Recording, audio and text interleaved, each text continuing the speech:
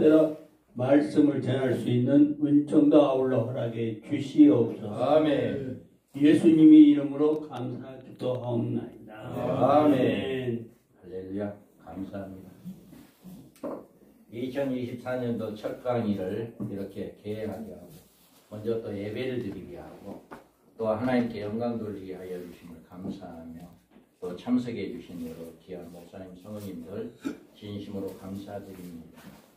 금년에는 여러분들이 섬기는 모든 교회와 모든 가정에 하나님의 크신 은혜와 복이 넘치기를 주님의 이름으로 축복합니다. 아멘. 아멘. 오늘 강의는 12장 제7가입니다. 우리 교재로 54쪽이 되겠습니다. 제7가 12장과 13장에 게시된 비밀. 오늘 그런데 우리 구문 목사님께서 설교를 다 해버렸어. 강의할 내용을 다 설교를 해버려가지고 뭐 강의 안 해도 될 것 같아요. 너무나 오늘 강의할 내용을 설교로 말씀을 잘 해주셨습니다. 너무 감사합니다. 우리는 오늘 강의 작은 책의 비밀 이 제목을 가지고 우리가 강의하는데 우리는 첫째 부활의 소망을 가지고 종말사에게 사명을 준비하는 종들입니다. 우리가 말씀을 통해서도 우리가 우리에게 맡겨진 하나님의 자녀들을 슬기로운 다섯처녀로 신랑을 맞이하는 복된 자들이 되게 하는 지혜롭고 충성된 종들이 되시기를 바랍니다. 먼저 서론에 있어서 우리가 지향하고 있는 개혁주의 전철연설에 대해서 말씀을 드리고 교재에 들어가겠습니다. 우리가 지향하고 있는 개혁주의 전철연설이 뭔가, 그리고 어떻게 해서 이 개혁주의 전철연설이 생겼는가 라고 하는 것을 잠깐 짧게나마 말씀을 드리고 다음 이제 제가 기회가 된다면 전체적으로 개혁주의 전철연설이 뭐다 라고 하는 것을 우리 미 목사님이 책을 만들어냈거든요. 책이 있거든요. 그 두꺼운 책이 있는데 그 책 내용을 함축해 가지고 수련회라든가 이럴 때 제가 말씀을 드린 걸로 하고 오늘은 서론적으로 간단하게 먼저 이제 동기에 대해서 먼저 말씀을 드리겠습니다. 우리 미 목사님은 40여 년간 요한계시록을 연구하시고 이제 계속 말씀을 증거하셨는데요. 지금도 이제 올해 94세이십니다. 그런데도 인터넷을 통해서 질의응답, 여러분 지금도 인터넷 들어가셔서 궁금한 거 있으면 질의하시기 바랍니다. 그 질의응답실에 들어가서 질의하시면 바로바로 응답을 해주세요. 그리고 거기에 내용에는요 엄청난 여러분이 궁금한 내용들이 다 있어요. 그러니까 거기만 들어가서 여러분이 궁금한 것들을 찾아보면 전부 다 해결을 받을 수가 있어요. 인터넷에 우리 밤중설이 사역에 들어가 질의응답에 들어가면 이제까지 수많은 많은 주의 종들이 아니면 성도들이 종말론에 관한 이 질의응답을 했는데 그때마다 다 지금도 응답을 해주셔요. 그리고 올해도 이제 서울 본부에서도 이제 3월달이나 4월달에 이제 날씨가 좀 따뜻하고 그러시면 목사님이 강의를 하신다고 그래요. 그래서 이제 올해도 이제 기대를 하고 있습니다. 그런데 우리 민 목사님이 70년도 후반에 와서 계속 복음을 전구하고 있었어요. 강의를 하고 있었어요. 그런데 거기에서 마음이 끌리는 게 개혁주의라고 하면서 무천연설, 전철연설, 세대주의 전철연설 이렇게 종말론에 이렇게 말씀하면 이들이 다 개혁주의 전철연설이거든요. 그런데 거기에서 항상 이렇게 문제가 되는 것은 첫 번째 문제로 주의 재림 시에 성도들이 부활과 변화의 문제였어요. 우리 민 목사님이 이 문제가 굉장히 이거는 아닌 것 같은데 라고 하는 지금도 그러잖아요. 여기도 이제 세대주의나 무천연설이나 전철연설에 있는 분들 여기 와서 제가 다 물어봤어요. 그래서 암암리에 여기에 종말론은 어떤가라고 하는 것을 몇몇 목사님들을 만날 때 기회가 될 때 살짝 이렇게 물어보니까 전부 다 뭐라고 하냐면은 주님이 재림할 때 다 믿는 성도들이 살아있는 성도들은 변화돼서 올라가고 죽은 성도들은 다 부활해서 주님을 맞이한다. 이 다 하나같이 다 이렇게 대답을 하더라고요. 그런데 우리 민 목사님도 이 말에 굉장히 부담이 됐던 거예요. 이거는 아닌 것 같은데 그렇게 해서 이 문제를 바로 천년왕국의 문제가 되고 또 성도들의 구원의 안성과 직접적인 문제가 되고 그리고 이 부활에 대한 해결이 없이는 종말론의 성경적인 정립이 불가능하다. 이 생각을 해서 이 생각이 들어서 70년대 후반에 첫째 부활과 마지막 부활에 관하여서 성경에서 찾아낸 거예요. 성경에서. 그리고 주님의 재림 시에 주님과 함께 내려올 성도들은 주 안에서 죽은 모든 성도들이 아니라 순교 성도들이고 이들은 첫째 부활자들이다라고 하는 것을 말씀을 찾은 거예요. 말씀을. 그래서 또 지상에 휴거될 때 모든 성도들은 휴거 시에 변화받는 것이 아니라 육체를 가진 이대로의 몸으로 휴거한다는 사실을 성경에서 찾았고 천년왕국이 지난 후에 최후의 새 예루살렘의 유업으로 받을 때 죽은 성도들은 마지막 나팔과 함께 생명의 부활체로 부활하고 살아있는 성도는 그때 호련히 변화된다. 이거를 성경에서 찾게 된 거죠. 이 말씀을. 그래서 우리 왕중설 이사야서를 정립한 개혁주의 전철연설은 이런 의미에서 기존의 역사적인 전철연설을 개혁주의 신학으로 새롭게 보완한 성경적 종말론적인 개혁주의 전철연설이다.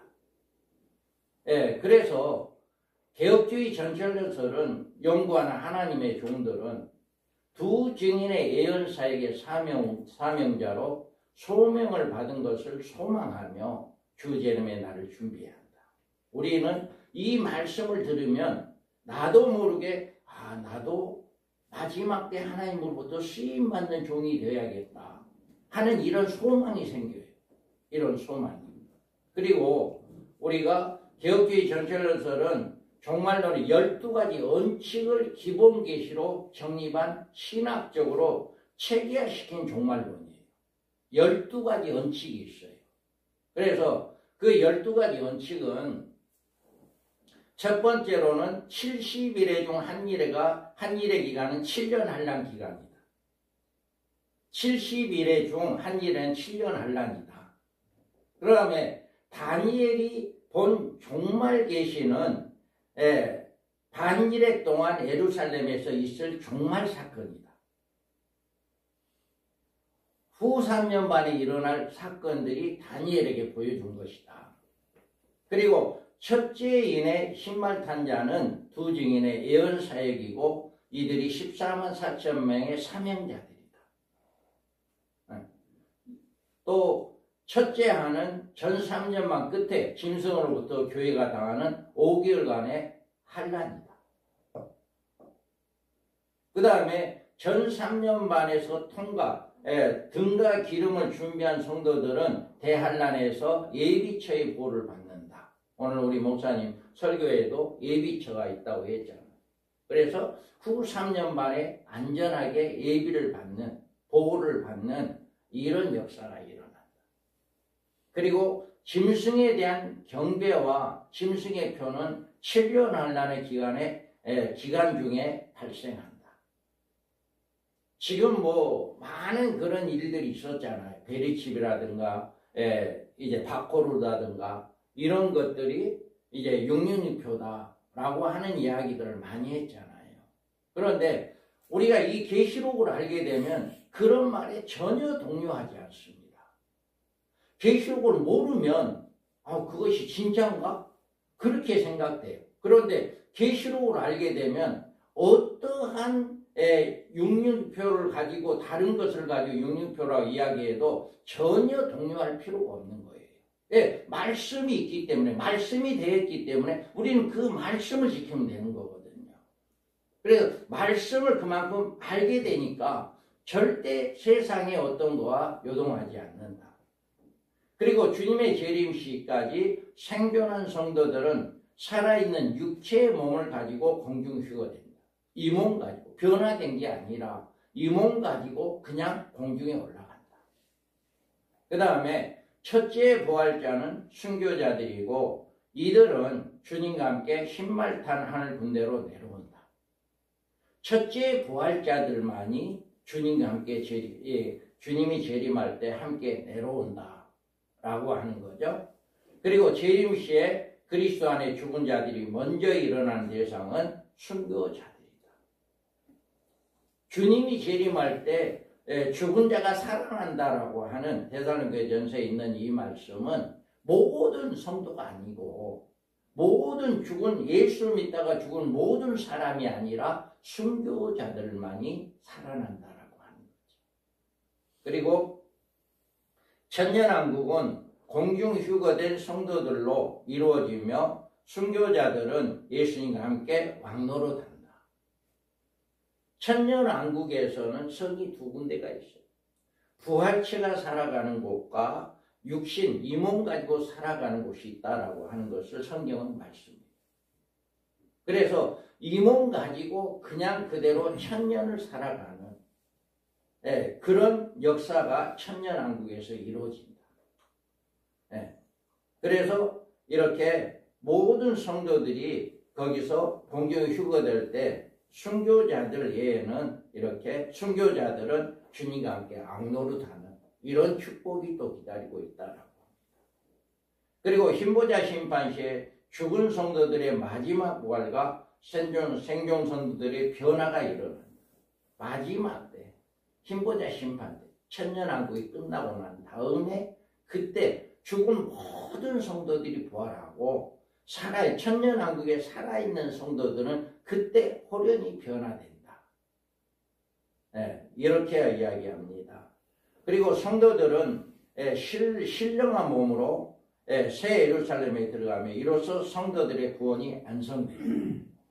진짜 하나님의 아들들은 이게 마지막에 하나님의 아들들이 되는 것이다. 그래서 이걸로 인해서 창조 사역이 완성되어지는 이런 역사가 일어난다. 그래서 우리 미목사님이 이 12가지 언칙을 가지고 개혁주의 전철연설을 만든 거예요. 그러니까 이 12가지가 신학적으로는 어디 뭘로도 어떤 부족함이 없는 거죠. 이 말씀, 이 언칙이. 그러니까 이 언칙이 벗어나서는 이것이 삐뚤어지는 거예요. 그래서 반드시 우리 밤중소리는 이 언칙 안에서 이렇게 말씀이 증거되는 것이다. 그래서 우리가 우리 밤중소리 사역회가 이제 우리 주의 종들에게 이 경종이 있어요. 그래서 개혁주의 전철연설을 통하여서 우리에게 맡겨주신 사명을 이루고 주 재림을 맞이할 성도들을 그리스도의 신부로 양육하려는 뜨거운 사명감을 주기 위한 것이다. 이 밤중소리 우리 민목사님이 취지가 이거예요. 밤중소리 이 개혁주의 이게 취지가 우리는 성도들을 그리스도의 신부로 단장시키는 일에 헌신을 해야 한다. 하나님의 종들에게 주님께서 자기에게 맡긴 양무리들을 어떻게 양육해야 하느냐는 문제는 너무나도 중요한 과제가 아닐 수가 없습니다.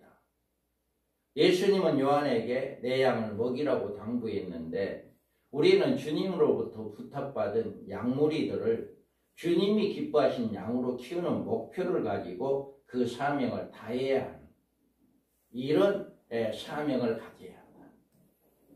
그리고 우리가 지향해야 할 목적은 나에게 맡겨진 성도들을 주님의 신부로 만드는 일이고 주의 종들은 양무리들로 그리스도의 신부로 만들어야 할 책임이 있다. 우리의 책임은 바로 그런 책임이다라고 하는 거죠.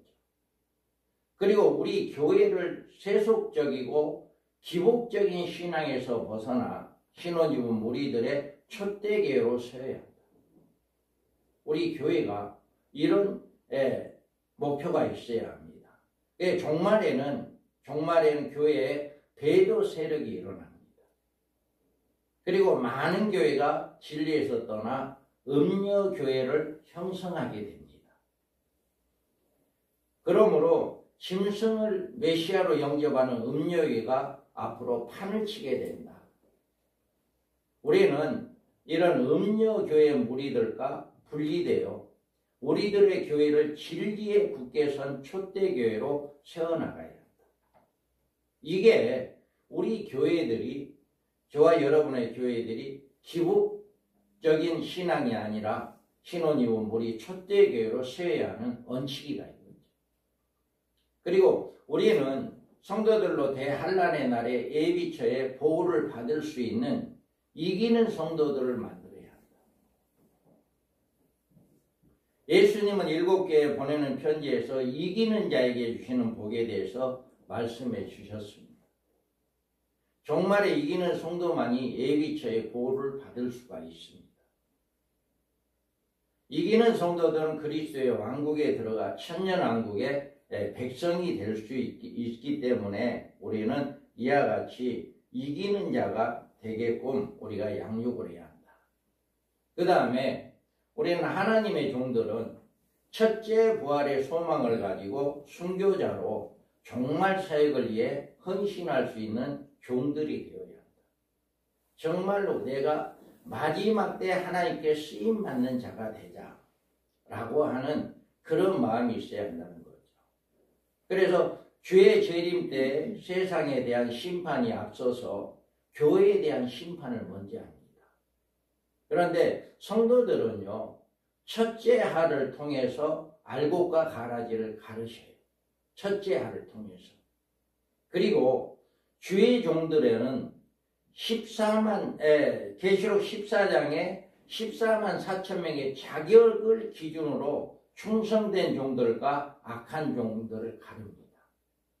그러니까 성도들은 첫째 하로 5개월 황충의 시대로 알곡과 죽쟁이를 가르고, 그 다음에 주의 종들은 이렇게 14만 4천 명의 기준이 있어요.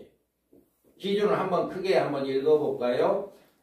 이 사람들은 여자와 더불어 더럽히지 아니하고 순결한 자라, 어린 양이 어디로 인도하든지 따라가는 자며, 사람 가운데 속량함을 받아 처음 익은 열매로 하나님과 어린 양에게 속한 자들이니 그 입에 거짓말이 없고 흠이 없는 자들이더라. 아멘. 다른 기준이 아니에요. 목회를 잘하고 성도들이 많고 설교를 잘하고 능력이 있고 어떤 교회에 영향력이 있고, 우리 하나님은 주의 종들을 이거를 이야기한 게 아니라 이 자격에 부여하느냐 이 자격에 부여하지 않느냐 이것을 이야기하는 거예요. 그래서 이 자격은 여자와 더불어 더럽히지 아니하는, 음녀 짝하지 않는 주의 종, 신실한 주의 종들이 되어야죠. 그리고 어린 양이 인도한 어디로 따라가는 자, 우리는 주님의 말씀에 100% 순종하는 자들이 되어야 해요. 하나님의 창세기 1장에서부터 요한계시록 22장 모든 말씀은 100% 순종하는 종이 되어야 한다. 어떤 말씀이든지 아니오가 아니라 아멘 하고 순종하는 이런 자들이 되어야 한다. 그 다음에 속량함을 받았다. 여기는 첫째 부활자들 이야기합니다. 여기 속량은 구원받은 것을 이야기하는 것이 아니라 죽었다가 사는 부활을 의미하는 속량입니다. 그래서 첫째 부활자, 순교자를 의미하고요. 또 여기에서 그 입에는 거짓말이 없고 흠이 없는 자들입니다. 우리는 이 말씀을 정말 이 말씀대로 살라고 예를 써야 합니다. 우리는 다 흠 있는 자들이에요. 흠 있는 자들. 시시때때로 죄를 범하고요. 시시때때로 잘못하고요. 그래요. 그러지만 우리는 잘못할 때마다, 죄를 범할 때마다 그때그때 회개하면서 또 그 일을 하지 않도록 또 노력하고 매일매일 사도 바울이 그랬잖아요. 날마다 나는 죽는다. 이 말이 바로 이거거든요. 날마다 나는 죽는다. 그래서 우리가 실수할 수 있고 우리는 잘못할 수 있고 흠이 있을 수 있고 그러지만 그때그때마다 우리는 회개하면서 하나님 또 잘못했네요 하면서 늘 이렇게 정말 다니엘이 30명의 그 총리들한테 흠을 잡으려 했어도 흠이 없었잖아요. 흠 잡을 게 없었잖아요. 그래서 종교적인 핍박을 가지고 하루에 3번씩 왕의 다른 사람에게 신이나 다른 거에게 절을 할 때 숭배할 때 사자굴에 넣자 해가지고 그 하루에 3번씩 기도하는 것을 보고 그래서 다니엘 사자굴에 넣었지만 사자의 입을 막는 이런 사건이 일어났잖아요. 다니엘은 그때는 흠 잡을 것이 없다라고 이야기를 했어요. 그래서 저는 그 말씀에 다니엘이 얼마나 신실하게 살았을까 그 말이 생각되더라고요. 그래서 우리가 정말 이와 같이 우리는 하나님의 종들은 첫째 부활의 소망을 가지고 순교자로 종말 사역을 위해 헌신할 수 있는 종들이 되어야 한다.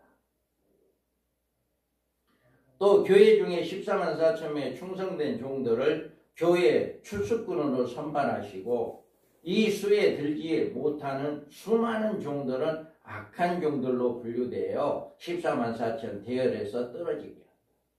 그러니까 조금 전에 말씀했던 것처럼 그 자격이 부여되지 않는 모든 종들은 악한 종으로 분류돼 버린다. 그러니까 14만 4천에 포함된 그 자격에 합격한 사람만 하나님이 쓰시고 그 자격에 합격하지 않은 사람들은 하나님이 안 쓴다라고 하는 거죠. 그리고 14만 4천은 종말의 추수꾼으로 하나님께서 사명을 주신다. 책을 받아 먹으라 하는 인침을 주게 한다. 바로 이겁니다. 그러므로 우리는 14만 4천 명의 하나님의 종들의 무리 중에 반드시 들어가기를 소망하며 기도하며 깨어 준비하는 종들이 되어야 한다. 그래서 우리가 늘 한 달에 한 번씩 모이지만 이런 말씀을 통해서 우리는 늘 우리의 마음이 새로워지는 역사가 일어나기를 원합니다. 새로워져야 해요. 그래서 늘 이와 같이 내가 하나님이 인쳐줘야만이 우리는 할 수 있으니까 하나님으로부터 나를 좀 써주세요. 이사야 선지자가 우리가 늘 이야기하는 에레미야 선지자가 말씀했듯이 내가 여기 있습니다라고 하는 이런 마음을 가지고 늘 나를 써주세요라고 하는 이것이 우리 밤중소리 사역회 개혁주의 전철설의 핵심이고 이것이 바로 우리 주의 종들에게 이야기하는 경종이다. 그래서 신실하고 충성된 하나님의 종들은 첫째 부활의 소망을 가지고 순교자로 예언의 사역을 할 사명자의 자리에 들어가야 하고 또 들어가기에 힘써야 하고 그러기 위해서는 계시록 14장에서 14만 4천 명의 자격을 갖추기 위해서 끊임없이 노력해야 하고 또 기도해야 하는 이런 사명입니다. 아멘. 우리는 늘 이 말씀을 붙잡고 늘 기도하고 하나님 나를 좀 이렇게 정말 흠이 없는 거짓말을 하지 않고 흠이 없는 이런 삶이 되게 해주세요라고 하는 늘 우리는 기도하는 삶이 되어야 해요. 이 말씀 붙잡고. 그래서 우리 밤중소리 사역회가 이런 것이 이제 경종을 가지고 있고요. 우리 종말관으로는 개혁주의 전철연설은 70일의 중 한 일의 기간을 7년 한량 기간으로 다니엘서에서 이 말씀을 했습니다.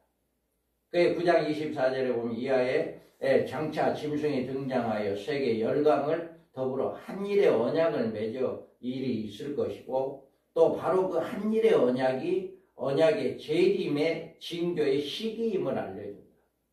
그러니까 예수님이 초림의 시작점은 어디였어요? 초림의 시작점.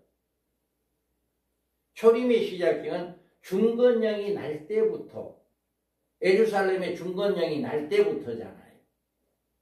7일에 62일에가 되면 기름 부은 자가 끊어질 거고 장차 한 일회가 이루어질 거다 했잖아요. 그러니까 예수님의 초림에 대해서는 바로 그거였어요.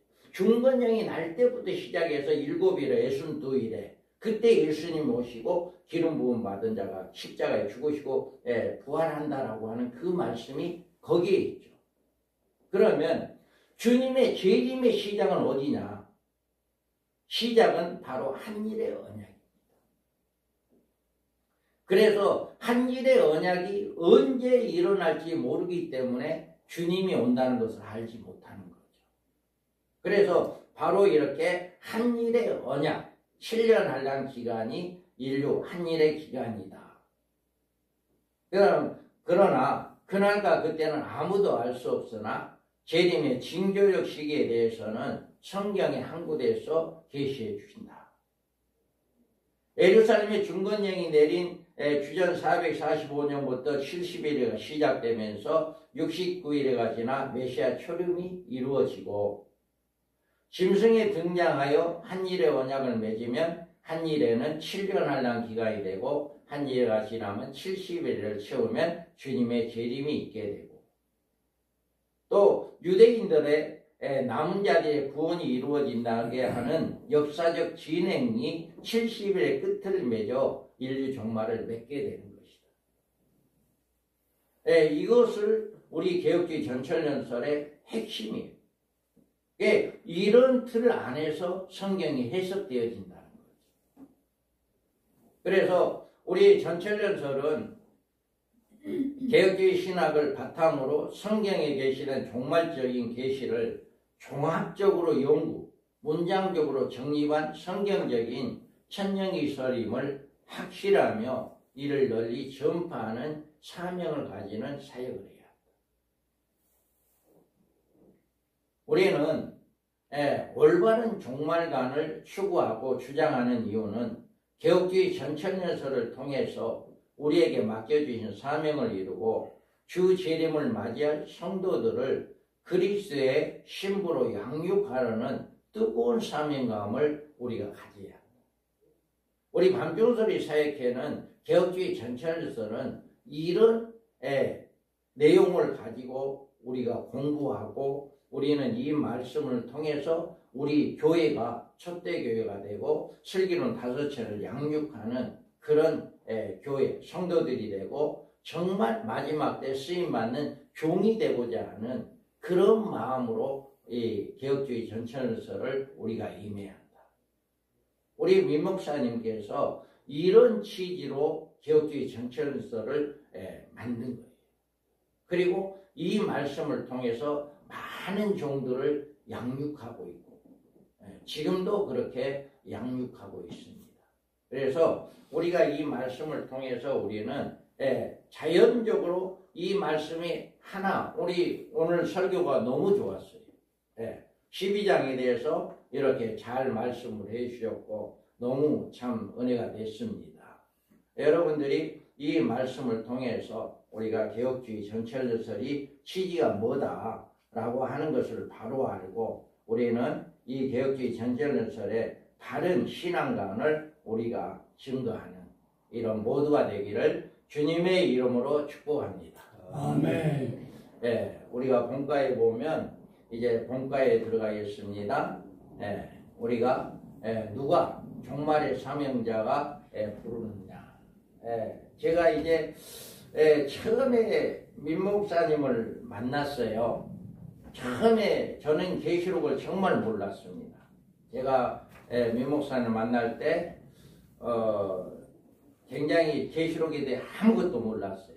그랬는데 신문을 보고 제가 거기를 부럽게 가고 싶은 마음이 있어서 그날 100주년 기념관에 갔습니다. 가서 처음에 목사님이 나오는데 누군가가 저에게 강하게 정말 머리가 번쩍할 정도로 누가 저를 쳤어요.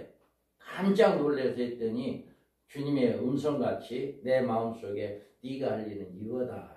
그때까지만 해도 저는 계시록 증거한다는 생각도 안 했고요. 제 목회는 목사가 됐지만 제 목회는 양론해가지고 제가 하나님께 선한 게 있었습니다. 그 선은 세 가지입니다. 우리 취자도의 인구 그때 당시 5,000명인데 5,000명 전도하게 해주세요. 또 한 가지 원로 목사님들, 은퇴 목사님들, 선교사님들, 오할도 없는 분들 이렇게 양로원 만들어서 케어할 수 있는 곳 그런 일을 하겠습니다. 이게 제 하고 우리 아들 둘이 있는데 하나님 책임져 주시오. 내가 종대를 합니다. 제가 하나님을 만나는 순간에 제가 그 세 가지를 약속을 했어요. 우리 아들 둘이 있는데 하나님 책임지시오. 그리고 취자도 5,000명 구원해 주시오. 또 내가 할 일은 양론해가지고 원로 목사님들 모시는 일 하랍니다. 그래서 저는 그 일을 하기 위해서 복지사 6명 하는 시설까지 했어요. 그랬는데 하나님이 허락지 않더라고요. 시설 6명을 할 수 있는 시설을 이제 맡았는데 허가를 받고 고향에서 이제 파주 쪽에서 그렇게 했는데도 하나님이 허락지 않아요. 그래서 그거 그냥 바로 폐쇄시켜버리고 이제 성남에 갔는데 제가 이 계시록 광고를 본 거죠. 그랬는데 네가 할 일은 이거다 하는 거예요. 예? 나는 계시록 모르는데요. 그래서 그분의 말씀을 딱 들으니까 와 그냥 너무나도 깨달아지더라고요. 그래서 그 다음에 제가 할 일은 뭐였냐면은 1년 이상을 서울에서 계시록 강의한다는 다 찾아갔습니다. 예, 이분이 진짜인지 뭔가 우리 목사님 그랬잖아요. 진짜가 누군지를 알아야지. 나는 계시록은 계자도 모르는데 과연 이분이 증거하는 것이 맞느냐 이거를 언석이 누구냐라고 하는 것을 고르기 위해서 아무튼 신문에 나온 광고는 다 찾아갔고요. 다 신문에 나온 책은 다 사봤어요. 그래서 다 읽어봤어요. 그분들이 책을 낸 그 책을 다 읽어보고요. 우리 민 목사님 낸 책을 읽어보고요. 민 목사님 강의를 들어보고 제 짧은 지식으로 저에게 깨닫는 것은 이 민 목사님이 진짜 성경적이다. 그것을 제가 깨달았어요. 1년 이상 그렇게 다른 사람들의 다른 목사님들의 이야기를 들어보니까 그게 분별이 되더라고요. 그래서 민 목사님한테 올인을 한 거예요. 그런데 이와 같이 우리가 개혁주의 전체론설에 대해서 확실하게 12가지의 그 틀을 가지고 이렇게 하니까 성경에 조금도 오류가 없어요. 성경에 대해서. 그래서 이 성경을 이것을 배우다 보니까 우리 성도들이 변화되는 거예요. 우리 성도들이 이제 지금은 이제 중학교 올라갔을 거예요 아마. 그 애가 고등학교 올라갔을까 그랬는데 3살 4살 때 엄마 나 끽 할 거야. 성도들의 그 3살 4살짜리가 엄마 나 끽 할 거야. 나 순교자 될 거야. 그랬다고. 3살 4살이. 그래서 얼마 전에만 야 너 사명이 뭔 줄 알아? 너 끽 한다는 거 너 알아? 그랬더니 모른다고 하더라고요. 그 성도들이 변하더라고요. 그래서 우리는 정말 여기에서 말하는 누가 정말의 사명자가 될 수 있는가? 이 말씀을 우리가 보면 우리는 예언 사명자가 될 수 있는가라고 하는 거죠. 그래서 주님은 정말의 이런 종들을 예언 사명자로 찾고 계신다. 지금도 사명자로 찾고 계십니다.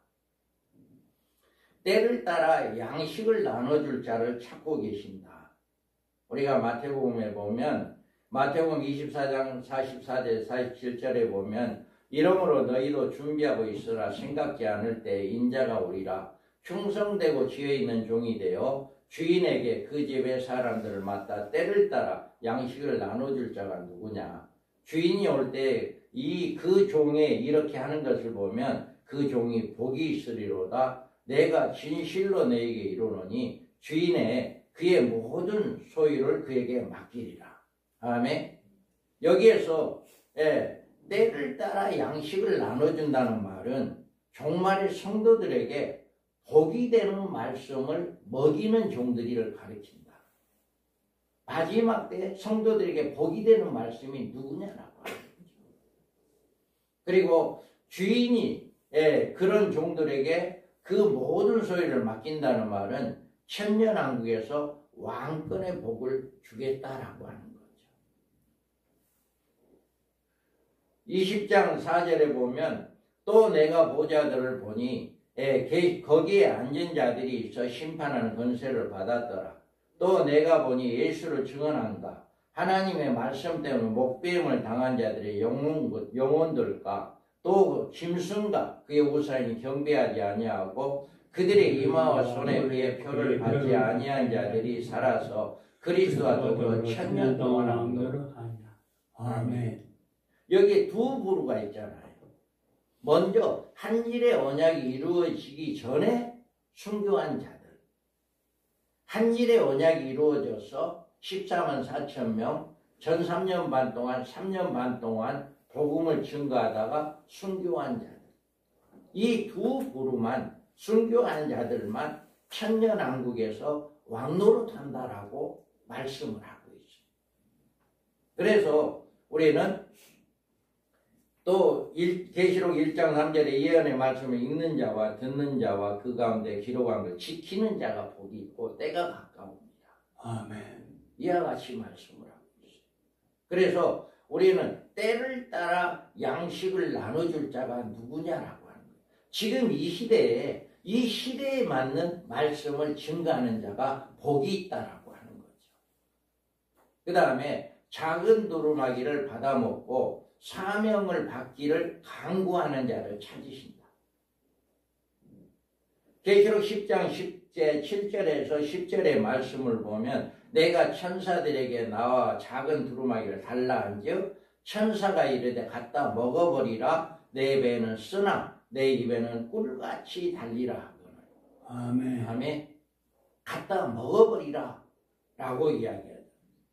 우리가 사명을 정말 하나님 나를 좀 써주세요라고 하는 간절한 기도가 필요한 거죠. 우리는 매 시간마다 기도할 때마다 하나님 나를 좀 써주세요. 나를 사용해 주세요.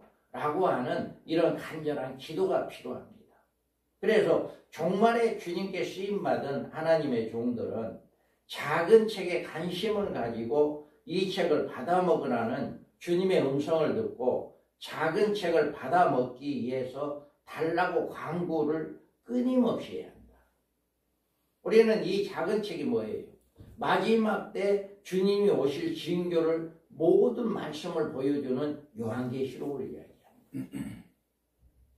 요한계시록을 통하지 않으면 제대로 알지 못하면 주님이 오실 날에 대해서 제대로 알 수가 없습니다. 그 징조를 몰라요. 그래서 이와 같이 우리는 이 책을 받아먹은 종들은 입에 꿀같이 달지만 그 말씀을 깨닫게 될 때 순교 사명자로서 준비를 해야 한다. 정말 이 복음을 증거하는 것은요, 얼마나 마지막 때 여러분 한번 생각을 해보세요. 한 일의 언약이 이루어지면 아무도 예수 이야기 못할 겁니다. 못합니다. 아무도 못해요. 그런데 이 사람들만 할 수 있는 거예요. 예, 하나님이 능력을 줘버리잖아요. 이 사람들 1260일 동안 아무도 못 죽여요. 이 사람들만. 그런데 그 외에 예수를 증거하는 그 사람들은 다 감옥에 가거나 죽임을 당하거나 그런 일을 하게 돼요. 적그리 통치 시대에는 복음을 못 전합니다. 다 음리화돼가지고 지금 북한에서 뭐예요? 김일성을 찬양하는 교회는 있는데 예수를 증거하는 거 아니잖아요. 김일성을 찬양하는, 김정은을 찬양하는 그걸 하잖아요. 이와 같이 앞으로 한 일의 언약이 이루어지는 모든 교회들이 예수를 증거하는 것이 아니라 적그리스도를 찬양하는 그런 복음을 증거하게 될 거예요. 그러다 보니까 정말 이와 같이 마지막 때는 우리가 이렇게 사명, 순교의 사명을 가지고 준비하는 자들이 되어야 한다. 그리고 계시록 10장 11절에 보면 이처럼 작은 책을 받아먹고 예언의 사명자로서 준비를 마친 종들은 내가 많은 백성과 나라와 방언과 임금에게 다시 예언을 해야 하리라 하는 이 명령을 받습니다. 아멘. 지금 우리가 복음을 증거하고 있잖아요. 지금 우리는 복음을 증거하고 있습니다. 그런데 한 일의 언약이 이루어지게 되면 다시금 그 복음이 마지막 때 이 복음이 증거되는 거예요. 마지막 때. 그러니까 한 일의 언약이 이루어졌을 때는 그때는 알 수 있어요. 그래서 우리는 그것을 이제 여기에서 보면 이들은 주님의 명령을 받을 때 7장 이스라엘 각 지파 중에서 선발된 14만 4천 명의 우리 하나님의 종들에게 주신 성령의 권능을 하나님의 인으로 이마를 쳐주시고 11장에 두 증인의 예언사역을 들어가며 예언사역이 마친 후에 심승과 전쟁에서 순교하며 부활승천한 하늘 시온산에 올라갔다. 이 사명이 우리는 먼저 7장에서 선발된 자들이다. 그리고 11장에서 1260일 동안 예언한다라고 돼 있어요. 그래서 예언을 마치고 죽고 난 다음에 3일 반 만에 살아나는 이런 역사가 일어나서 바로 하늘로 올라가는 이런 사명이 있게 된다. 바로 이런 자들이 우리가 때를 따라 양식을 나눠주는 이런 주의 종들이 되어야 하고 작은 책의 두루마기를 받아 먹기를 사모하는 자들 되고 우리는 받아 먹고 예언 사역을 준비하는 자들이 되어야 한다. 이게 정말 마지막 때 하나님으로부터 쓰임받는 종들이다. 많은 종들이 있지만 하나님으로부터 쓰임받는 종들은 이런 준비하는 자들이 되어야 한다. 라고 하는 것을 말하고 있습니다. 그러면 우리가 12장에서 여자의 아들 숨겨진 비밀 우리 목사님이 설교를 잘 하셨어요. 그래서 우리는 12장에 여자와 그의 낳는 아들과 관계를 전체적으로 맥으로 연결시키지 않으면 영원히 풀 수 없는 미제가 된다. 이 12장을 어떻게 푸느냐, 어떻게 해석하느냐에 따라서 성경 해석 자체가 달라집니다. 그래서 이 여자를 마리아, 여자의 아들은 예수로 해석하는 경우에 12장에 종말 계시가 될 수가 없다. 예수님이고 마리아다 라고 해석하면 종말 계시가 아니다는 거죠. 그래서 여기에서 보면 해를 못 입은 한 여자가 있고 여자가 아이를 배웠고 해산하는 여자가 있고 여자가 아들을 낳았고 그 아이가 하나님 앞에 그 보좌에 올라갔다 라고 하는 것을 1절에서 8절에 말씀을 해요. 또 13절에서 17절까지는 남자를 낳은 여자를 박해하고 그 여자가 큰 독수리에 두 날개를 업어서 찻잎에 한 떼와 두 떼 반 떼를 양육받는다. 또 여자에 비해서 뱀이 그를 떠내려가게 물을 쏟았지만 땅이 그것을 막아버리는 여자를 도와주는 그런 일을 하고 여자에게 용이 여자에게 분노하여서 여자의 남은 자손을 곧 하나님의 계명을 지키고 예수의 증거를 가진 자들을 더불어 싸우려고 바다 모래에 서 있더라. 그러니까 이미 예비체에 들어가 있는 사람들은 더 이상 뱀 용이 마귀가 손을 낼 수가 없으니까 예비체에 들어가지 못한 예수 믿은 사람들 그 사람들을 해롭게 하기 위해서 후 3년 반에 그들과 돼지가 싸우기 위해서 준비하고 있다. 이렇게 12장에서 말씀을 해요. 그래서 그런 해석은 1260일 한때 두때 반때가 7년 한란 기간이 아니라 엉뚱한 기간이 된다. 이게 예수님이고 마리아면 7년 한란 기간이 될 수가 없잖아요. 그 다음에 교회가 후 3년 반 예비처에서 보호를 받게 되는데 이런 예비처 계시는 무시된다. 예비처 없어요. 만약에 예수님이다 마리아다 했을 때 예비처를 모르죠. 예비처가 무시되는 거죠.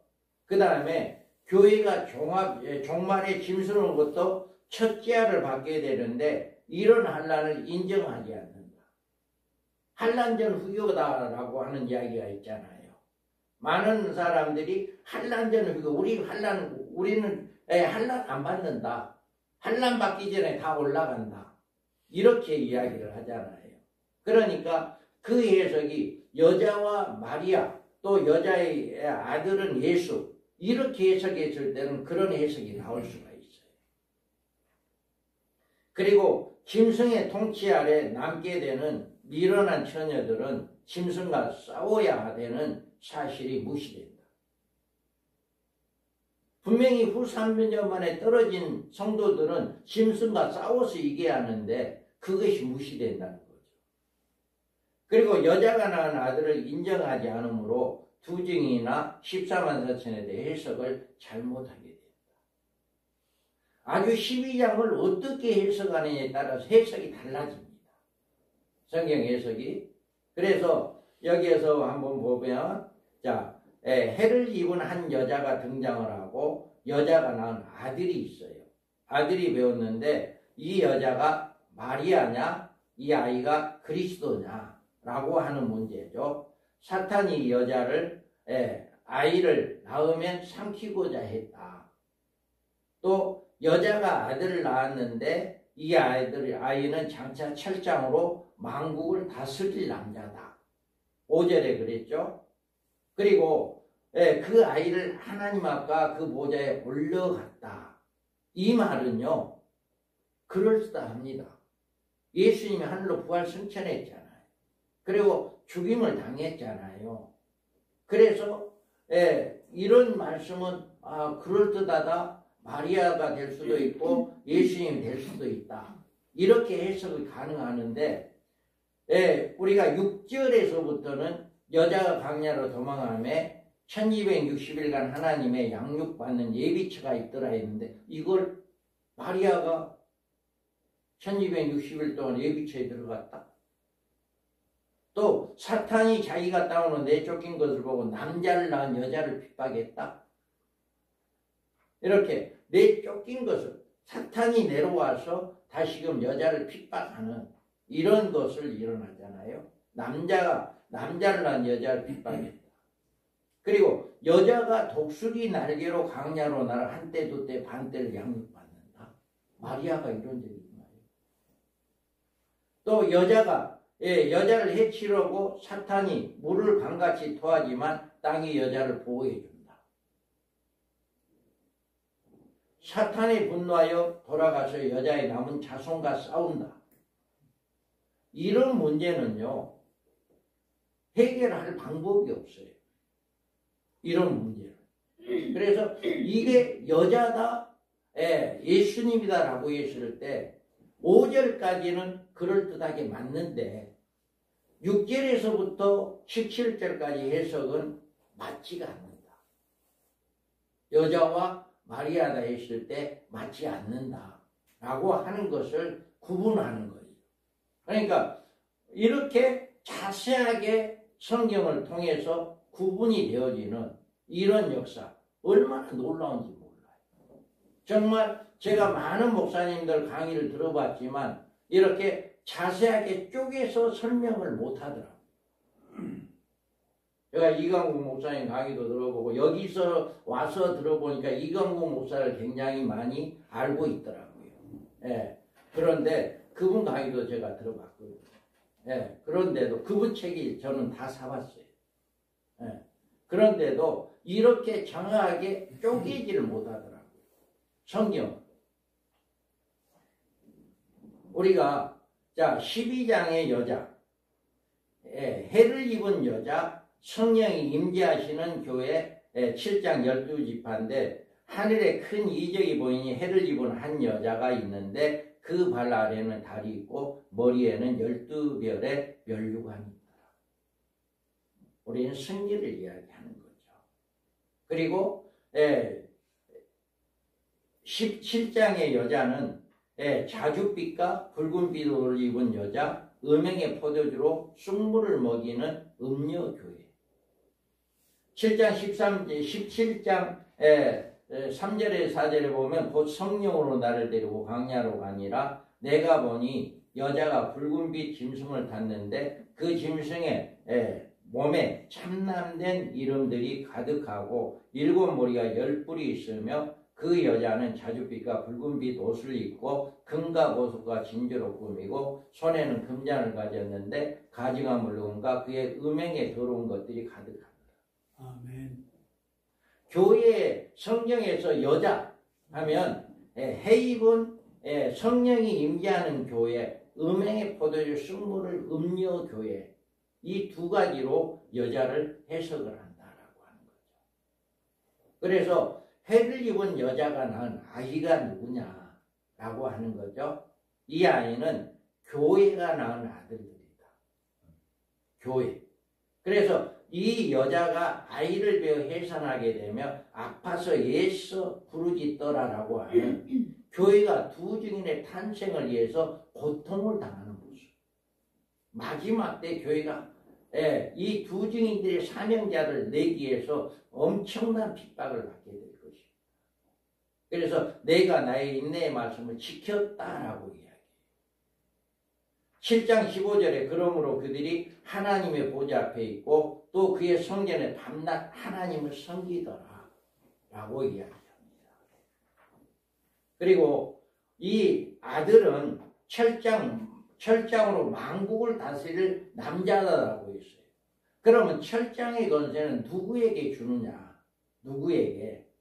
계시록 2장 26절 27절에 보면 이기는 자와 끝까지 내 일을 지키는 그에게 만국을 다스리는 권세를 주리니 그가 철장을 가지고 저희를 다스려 질그를 꿰뜨리는 것과 같이 하리라. 나도 내 아버지께 받은 것을 그러하리라. 만국을 다스리는 능력을 그들에게 아들에게 준다는 거예요. 그러면 이 아들의 철장 권세는 어떻게 사용되느냐? 여기에서 우리가 11장 5절 6절 한번 읽어봅니다. 11장 5절 6절 시작. 만일 누구든지 저희를 해하여 반드시 이와 같이 죽임을 당하리라.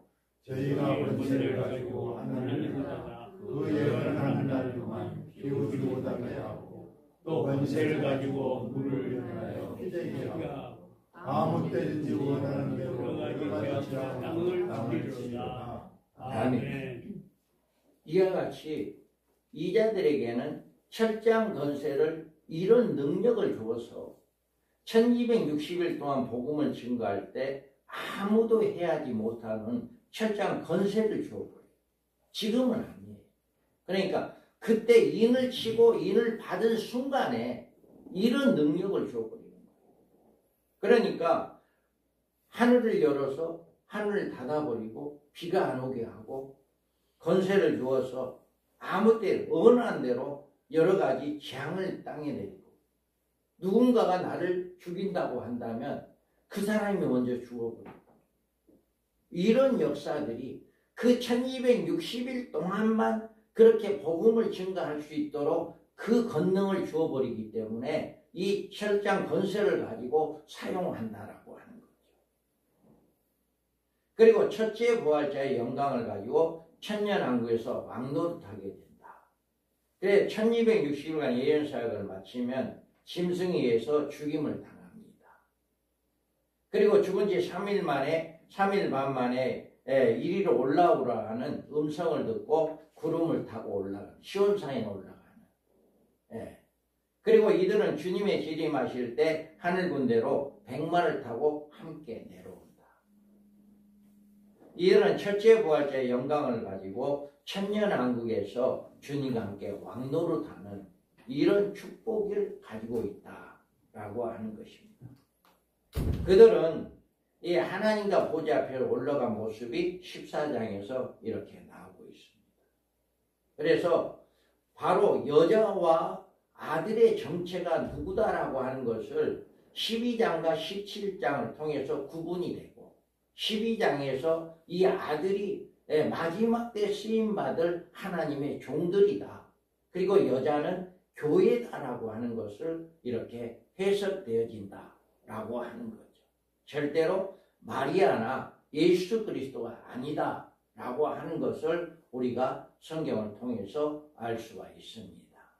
그러면 여자의 아들이 11장과 12장이 두 곳에서 등장한 이유가 있어요. 그래서 11장에서는 두 증인의 순교와 동시에 둘째아의 발생 시기를 보여줍니다. 그래서 11장 12절 14절에 보면 하늘로부터 큰 음성이 있어 이리로 올라오라 함을 그들이 듣고 구름을 타고 하늘로 올라가니라. 가니 그들의 원수들도 구경하더라. 그때 큰 지진이 나서 성 10분의 1이 무너지고 지진에 죽은 사람이 7천이라. 그 남은 자들이 들어와요 영광을 하늘의 하나님께 돌리더라. 둘째아는 지나갔으나 보라 셋째아가 속히 이르리라. 아멘. 자, 이 두 증인의 예언을 마치고 부활 승천한 후에 그 시에 큰 지진이 발생했는데 이 지진은 그 후에 밝히기를 둘째하다라고 이야기를 해요. 그래서 둘째하란 유브라데 전쟁을 의미하며 이 전쟁으로 입은 피해는 성 10분의 1로 사망자가 7천 명이 나오는데 이 핵전쟁으로 온 피해를 가르치는 것이다. 마지막에 그래서 계시록 9장 14절 15절에 나팔 가진 여섯째 천사에게 말하기를 큰 강 유브라데에 결박한 네 천사를 놓아주라 하며 네 천사가 놓였으니 그들은 그 연월 일시에 이르러 사람 3분의 1을 죽이기로 준비된 자들이더라. 아멘. 이와 같이 동시에 다발로 다 놓아버리니까 네 강이 놓아버리니까 전쟁이 일어나는, 그래서 인구 3분의 1이 죽는 이런 일이 일어난다라고 하는 거예요. 그래서 계시록 11장 12절에 14절의 경우에 11장에는 두 증인의 순교를 통해서 둘째의 시기를 보여주는 것이다. 그리고 두 증인의 부활 승천은 하늘로부터 이리 올라오라는 음성을 듣고 올라가게 되는 것이다. 여기에서 보면 두 증인 예언 사용 기간이 전 3년 반 동안이고, 그래서 그 시에 성이 무너지고 사람이 이제 그를 죽이는 큰 지진이 일어나 발생하는 7천이 죽는 지진이 발생하는 것이 바로 둘째하다. 그 사람들이 올라가는 동시에 바로 이렇게 재앙이 내려지는, 그래서 13절에 이 사건을 통해서 둘째하다라고 이렇게 말하고 있어요. 그러니까 바로 이것이 둘째하로 이어지는 역사, 바로 올라간과 동시에 이렇게 둘째가 일어나서 전쟁이 일어난다라고 하는 거죠. 그 다음에 우리가 12장에서 여자의 아들이 승천하는 것으로 교회가 예비처에 피하는 시기를 보여준다. 그러니까 교회가 언제 이제 올라가느냐라고 하는 거죠. 교회가. 그런데 그 시기가 바로 아들이 승천하는 그것이, 그 시간이 바로 기다라고 하는 거죠. 그래서 12장 5절 6절에 보면 여자가 아들을 낳으니 이는 장차 철장으로 만국을 다스릴 남자라. 그 아이를 하나님 앞과 그 보좌 앞에 올라가더라. 그 여자가 강야로 도망하며 거기서 1260일을 동안 그를 양육하기 위하여 하나님께 예비한 곳이 있더라. 아멘. 그러니까 우리는 여자가 언제 보호를 받느냐 하는 시기가 바로 승천에서 올라간과 동시에 여자는 하나님의 예비한 곳에 들어가서 안전하게 보호를 받는 그 시기를 이야기해 주는 것이다 라고 하는 것을 성경을 통해서 알 수가 있습니다. 아이가 보좌 앞에 올려가는 모습은 두 증인의 예언 사역을 마치고 하늘의 시온산을 옮겨가는 모습이고, 이런 일이 있음과 동시에 여자로 비유된 교회는 예비처로 옮겨져서 1260일 동안 양육을 받게 돼요. 그 시기에 딱 동시에 올라가서 호련히 옮겨지는 거죠. 우리의 어떤 노력이 아니라 호련히 하나님의 능력으로. 그래서 독수리 날개를 넘어 올라간다라고 이야기를 하잖아요. 독수리 날개란 하나님의 능력을 이야기하는 거죠. 그래서 여기에서 12장 5절 6절의 공유에 경우에는 12장에 아들을 보좌앞에 올려간 사건을 통해서 교회가 예비처로 피난가는 시기를 보여주는데 아들의 보좌로 올라갑니다. 여기에서 두 증인 예언 사역을 해서 이제 보좌로 올라가고 심성의 통치가 한때, 두때, 반때가 이루어지는 후 3년 반이 이루어지죠. 그 다음에 동시에 아들을 낳은 여자가 광야로 도망하여 거기서 1260일간 양육을 받는다. 양육처는 딱 기간은 1203년 만이에요. 예비처에 들어가서 무한대로 사는 것이 아니라 1260일만 살고 거기에서 끝난과 동시에 공중으로 올라가는 이런 역사가 일어나게 된다라고 하는 것을 이야기해요.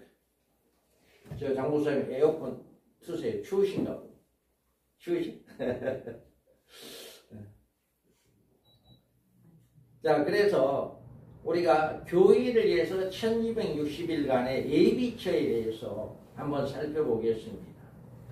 그 여자가 광야로 도망하며 거기서 1260일 동안 그를 양육하기 위하여 하나님께 예비한 곳이 있더라. 분명히 이렇게 하나님께 예비한 곳이라고 말씀했잖아요. 그리고 13절에서 14절에 보면 용이 자기가 땅으로 내쫓긴 것을 보고 남자가 낳은 여자를 박해하는지라 그 여자가 큰 독수리의 두 날개를 받아 광야 자기 곳으로 날아가 거기서 그 뱀의 낯을 피하여 한때와 두때와 반때를 양육받음에라고 이야기해요. 그러니까 이렇게 하나님이 예비한 곳이 있다라고 하는 것을 6절에서 말씀했다면 그곳에 가는 방법을 13절 14절에서는 독수리 날개를 업어서 그곳에 옮겨진다라고 하는 것을 옮겨지는 방법을 이야기하는 거죠. 그래서 여자가 도망가 1260일간 양육받는다는 말은 마리아와 아무런 상관이 없다. 그잖아요. 여자가 도망가는데 마리아하고 무슨 상관이 있겠어요? 아무런 상관이 없죠. 1260이라는 숫자는 종말의 7년 한란과 연관된 기간이기 때문에 종말전 사건으로 해석해야 한다. 이 12장에 나와 있는 이 말씀은 종말에 있어질 말씀이지 예수님의 초림에 관한 말씀이 아니다 이거죠.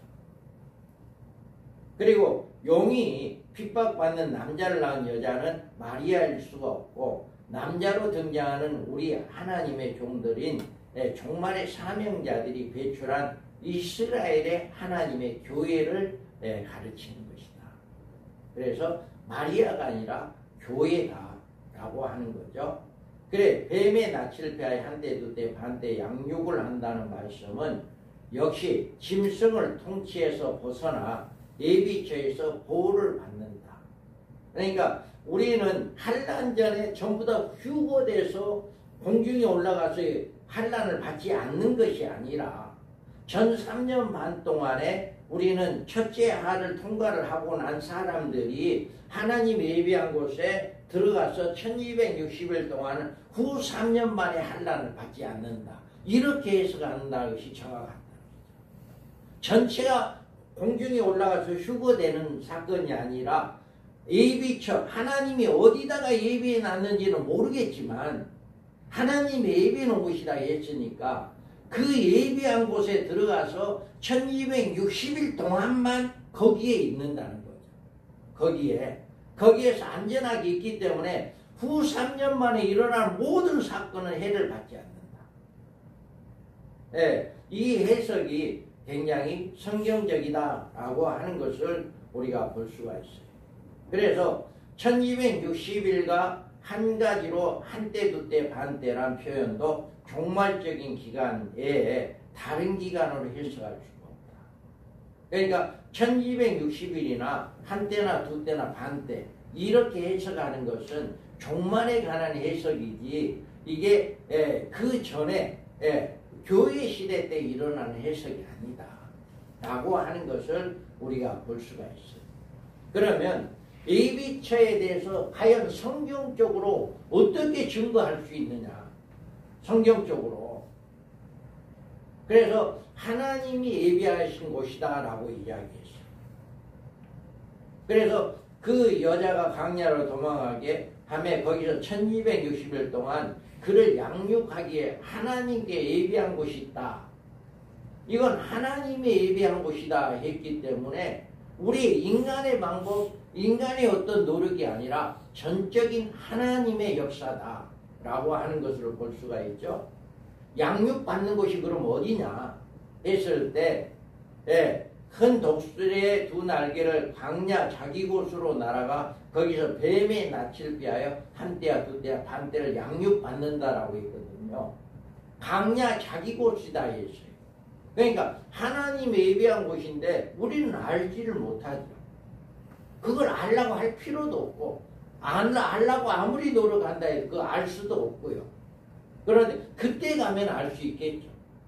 한 일의 언약이 이루어지고 1300년 만이 끝나면 그곳이 어디인가를 우리가 가보면 알 수 있겠죠.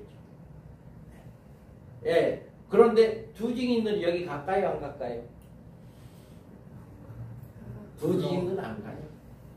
예비한 우리는 어디 가요? 이미 그 1260은 어디가 있어요? 시온산에 올라가 있죠. 부활체가 되어서 시온산에 올라가 있잖아요. 두 증인들은. 이건 성도들에 한해서 성도들만이 받은 축복이에요. 성도들이 받는 축복. 그리고 시험 받을 때를 명쾌해 준다 라고 이야기했어요.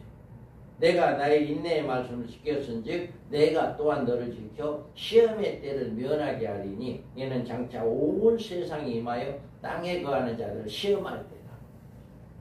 온 세상에 마지막에 적그리스도에 의해서 온 세상에 전서 후 3년 만에 통치하는 그 시대에 완전히 하나님께서 보호해 준다라고 하는 것을 이렇게 시험 받을 때를 명쾌해 준다라고 하는 거예요.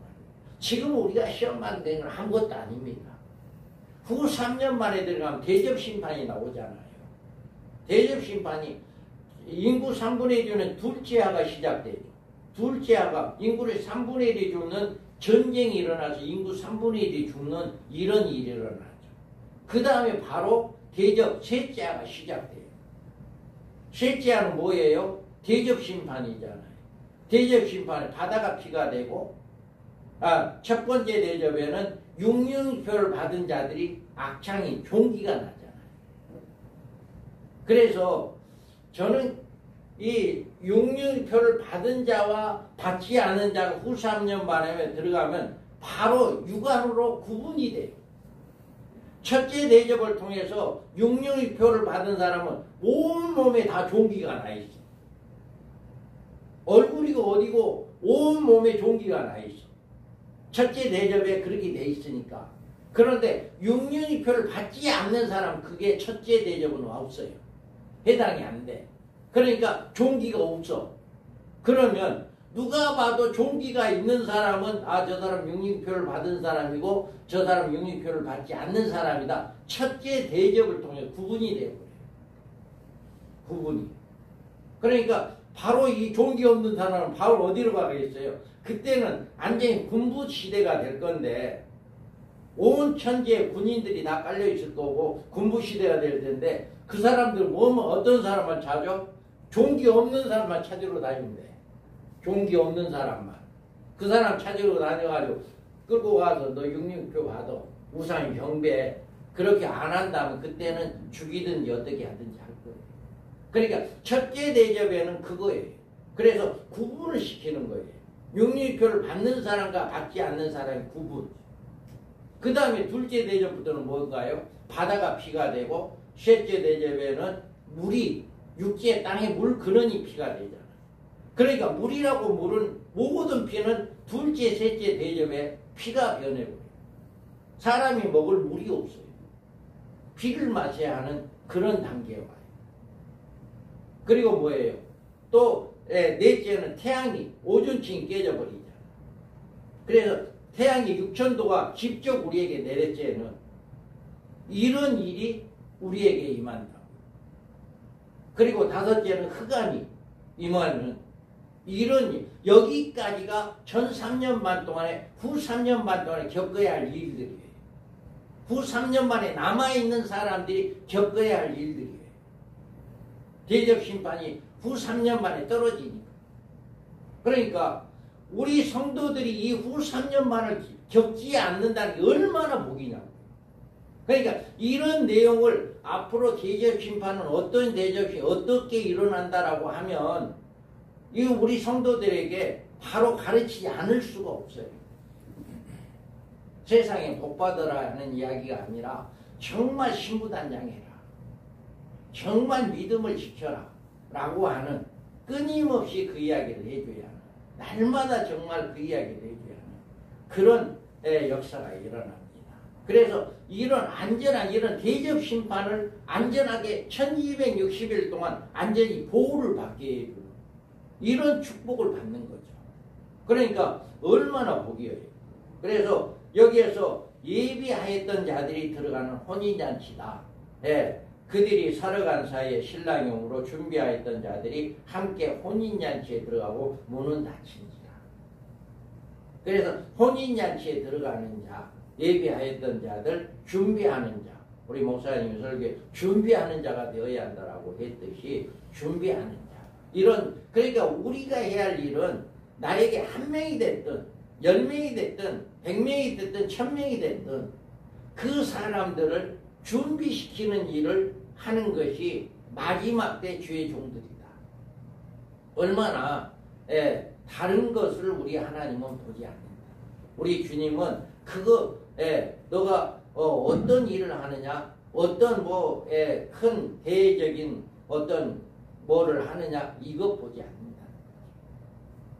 그래서 오직 이렇게 준비시키는 이런 역사가 일어나야 한다. 그래서 12장에서 우리가 놓쳐서는 안 돼야 할 주요한 그 계시가 있는데요. 그래서 한란날에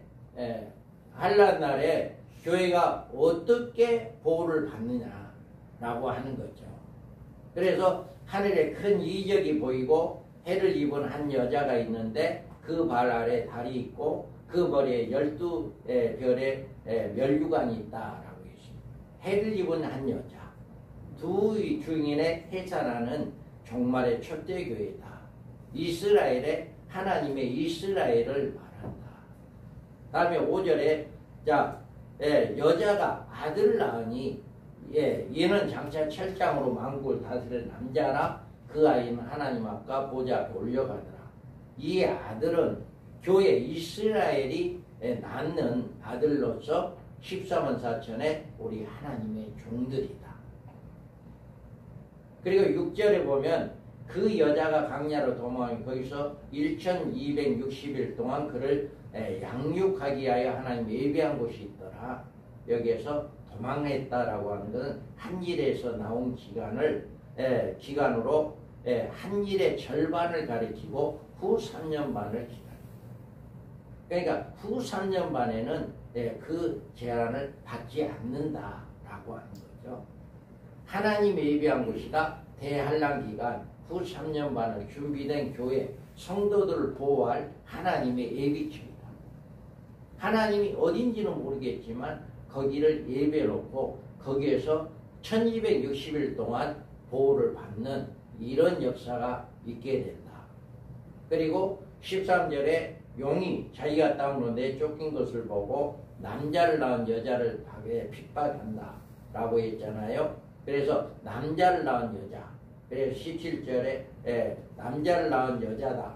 교회가 전 3년 반 끝에 기간에 짐승으로부터 핍박을 받는 첫째 아를 이야기한다. 17절에 보면 용이 여자에게 분노하여 돌아가서 그 여자의 남은 자손 곧 하나님의 계명을 지키며 예수의 증거를 가진 자들에게 더불어 싸우려고 바다 모래에 섰더라 라고 그 여자의 남은 자손, 그 여자 예비처의 보호를 받는 교회의 남은 자손, 후 3년 만에 떨어진 성도, 그러니까 예비처에 들어가지 못한 떨어진 성도들이 있다는 얘기죠. 교회 안에서 반드시 예비처에 들어가는 성도가 있고 들어가지 못한 성도가 있는데 그들이 이제 적그리스도에 의해서 이렇게 핍박받게 되는 이런 역사가 일어난다. 그래서 우리는 이런 일들이 있게 된다라고 하는 것을 알 수가 있습니다. 계속해서 12장에 대해서 조금 더 이제 말씀을 할 건데요. 한 5분, 10분 정도 쉬시고 하겠습니다. 감사합니다.